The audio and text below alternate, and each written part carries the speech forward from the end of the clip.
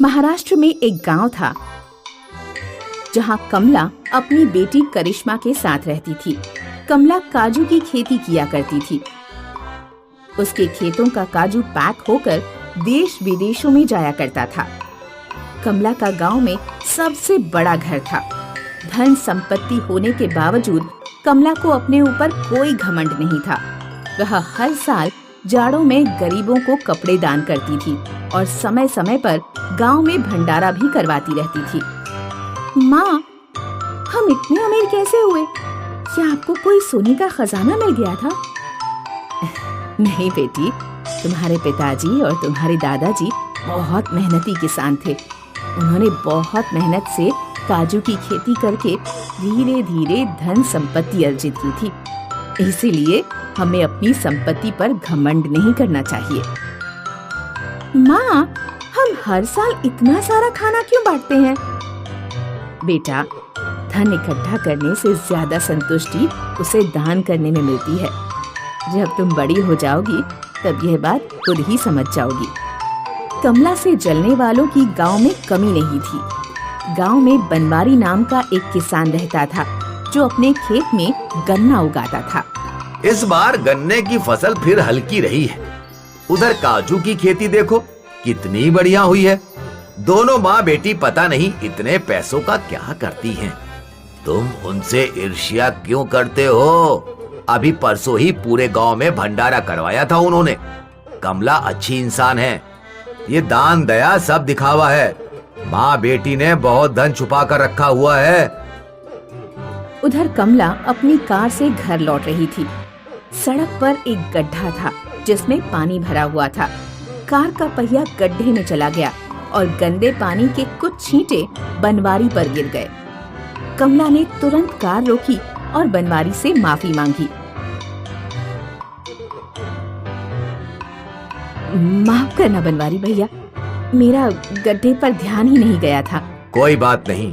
कमला जब चली गई तो बनवारी अपने दोस्त से बोला, जब तक मैं इससे बदला नहीं ले लूंगा तब तक अपने कपड़ों से ये दाग नहीं मिटाऊंगा। ये क्या बक रहे हो? उसने तुमसे माफी मांग ली है। इस तरह नाराज? तुम चुप रहो और अपने घर जाओ। बनवारी नदी पार वीराने में रहने वाले एक तांत्रिक को जानता था। वह तांत्रिक काला जादू करता था। बनवारी तांत्रिक से बोला, मेरे गांव में कमला नाम की एक औरत रहती है। मुझे उसकी काजू की खेती बर्बाद करनी है। मेरा काला पानी ले जाओ। जिस खेत में छिड़क दोगे उसकी मिट्टी क्षारीय हो जाएगी और क्षार वाली मिट्टी में काजू नहीं उग पाता। बनवारी तांत्रिक का जल लेकर कमला के खेत में गया और उसने पूरे खेत में जल छिड़क दिया। अगले ही दिन तांत्रिक के जल का असर कम हुआ और काजू के पेड़ सूख कर काले हो गए। करिश्मा खेत पर गई तो उसने पेड़ों को देखा। उसने सारी बात जाकर अपनी माँ को बताई। पेड़ कैसे सूख सकते हैं? जरूर किसी ने मिट्टी में कुछ मिलाया होगा। कमला ने खेत पर जाकर मिट्टी की जांच की। मिट्टी में क्षार बढ़ा हुआ है।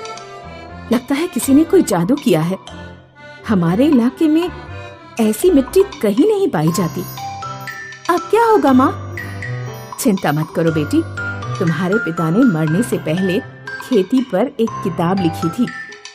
कमला ने किताब में पढ़ा कि क्षारीय मिट्टी में चंदन की लकड़ी उगाई जा सकती है।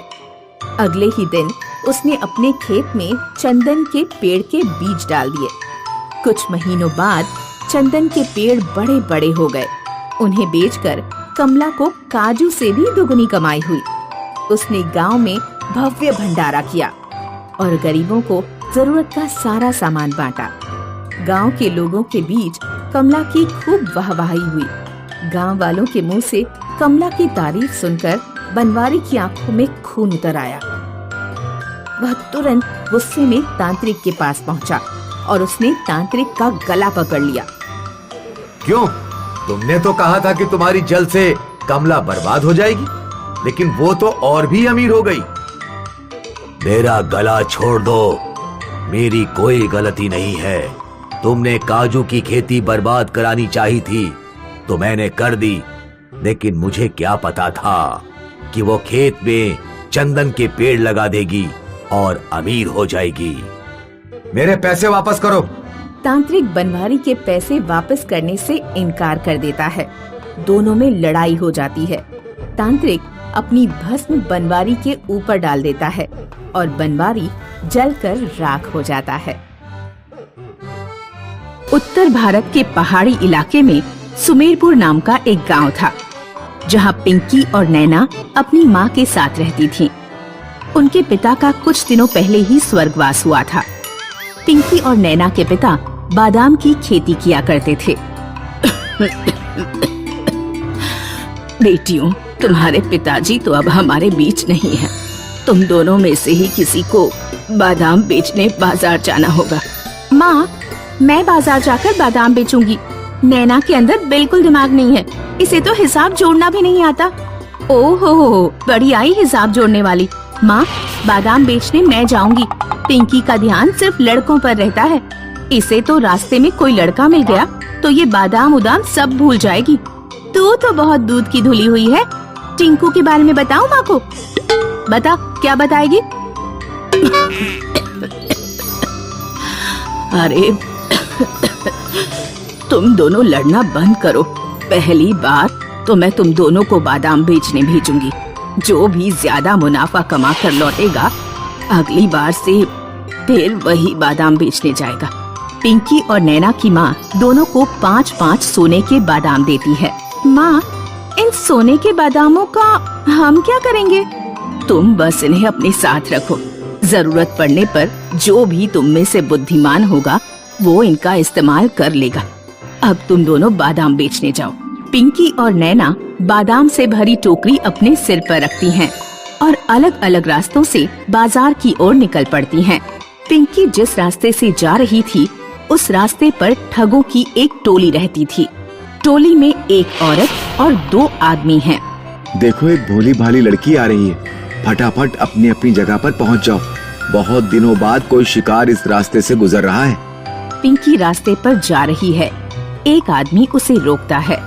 अरे सुनो बेटी, क्या बेचने जा रही हो? बादाम बेचने जा रही हूँ। मुझे बादाम खरीदने हैं, जरा दिखाना तो। पिंकी उस आदमी को टोकरी खोलकर बादाम दिखाती है। अरे ये बादाम नहीं, ये तो पत्थर है। तुम्हारा दिमाग खराब है क्या? ये बादाम है। पिंकी जब थोड़ा आगे बढ़ती है तो दूसरा ठग उसे रोककर पूछता है, सुनो लड़की, क्या बेच रही हो? बादाम बेच रही हूँ। दिखाना तो जरा। मैं बादाम खरीदने ही बाजार जा रहा था। पिंकी टोकरी खोलकर बादाम दिखाती है। लड़की, मुझे पागल समझा है क्या? ये तो पत्थर है। ये तुम कहाँ से ला रही हो? मेरी माँ ने मुझे दिए थे। लगता है तुम्हारी माँ ने तुम्हें बुद्धू बना दिया। नहीं, मेरी माँ ऐसा नहीं कर सकती। पिंकी जब थोड़ा और आगे जाती है तो उसे तीसरी ठग मिलती है। वह भी पिंकी के बादामों को पत्थर बताती है। तुमने बताया तुम्हारी एक और बहन भी है। मुझे लगता है तुम्हारी माँ ने चालाकी से तुम्हारी टोकरी में पत्थर रख दिए हैं। आखिरकार पिंकी ठगों के जाल में फंस ही जाती है। पिंकी सोने के बादाम निकालकर ठग को दिखाती है। तो क्या ये भी पत्थर है? मेरी माँ ने कहा था ये 5 बादाम सोने के हैं। लड़की, ये भी पत्थर ही है। तुम्हारी माँ और बहन ने तुम्हें बेवकूफ बना दिया। पिंकी गुस्से से सोने के बादामों सहित सारे बादाम फेंककर घर की ओर लौट पड़ती है। उधर नैना जिस रास्ते से बाजार जा रही थी, उस रास्ते में एक आदमी और औरत रहते थे, जो इमोशनल ड्रामा करके लोगों से पैसे ऐंठते थे। वो देख, एक लड़की आ रही है। चल जल्दी से शुरू हो जा। अरे मैं लुट गई, बर्बाद हो गई। हमारा सारा धंधा चौपट हो गया। मेरे पति बहुत बीमार हैं, कोई तो हमारी कुछ मदद कर दो। सुनो बेटिया, थोड़े पैसे हो तो हमें दे दो। मुझे अपने पति का इलाज कराना है। नैना समझ गई कि वो औरत और आदमी नौटंकी कर रहे हैं। देखो, अभी मेरे पास कोई पैसे नहीं है। मैं जादुई बादाम बेचने जा रही हूँ। उन्हें बेचकर मुझे ढेर सारे पैसे मिलेंगे। जादुई बादाम? हाँ, जादुई बादाम, जिन्हें अगर कोई अपने घर पर 2 महीने रख ले तो वे सोने के बन जाते हैं। देखो, मेरे पास कुछ सोने के बादाम हैं। नैना अपनी माँ द्वारा दिए गए 5 सोने के बादाम दिखाती है। मैं सारे सोने के बादाम नहीं ला सकती थी, क्योंकि तुम तो जानती हो कि रास्ते में बहुत से चोर लुटेरे भी रहते हैं। अगर तुम मेरी बादाम बिकवाने में मदद करो तो मैं तुम्हें आधे किलो बादाम दे दूंगी। औरत और आदमी सोचते हैं कि आधा किलो बादाम जब सोने के बन जाएंगे तब तो वे बहुत अमीर हो जाएंगे। इसलिए वे नैना की बादाम बेचने में मदद करने के लिए तैयार हो जाते हैं। अब ये टोकरी अपने सिर पर रखो और बाजार ले चलो। औरत और आदमी नैना की टोकरी ढोकर बाजार ले जाते हैं। मैं यहाँ पर बैठी हूँ, तुम लोग आवाज लगाओ जैसे मैं लगा रही हूँ। जादुई बादाम ले लो, जादुई बादाम जो सोने के बन जाएंगे। औरत और आदमी जादुई बादाम के लालच में पूरी मेहनत से नैना के सारे बादाम बिकवा देते हैं। नैना की खूब ढेर सारी कमाई होती है। ये लो, आधे किलो बादाम मैंने तुम लोगों के लिए बचा कर रखे थे। इन्हें घर ले जाओ और 2 महीने तक इंतजार करना। इस तरह नैना अपनी चतुराई से ठगों को ही उल्लू बना देती है और ढेर सारे पैसे लेकर अपने घर लौटती है। तो दोस्तों, अब तो आपको पता चल ही गया होगा कि पिंकी और नैना में से कौन ज्यादा बुद्धिमान था।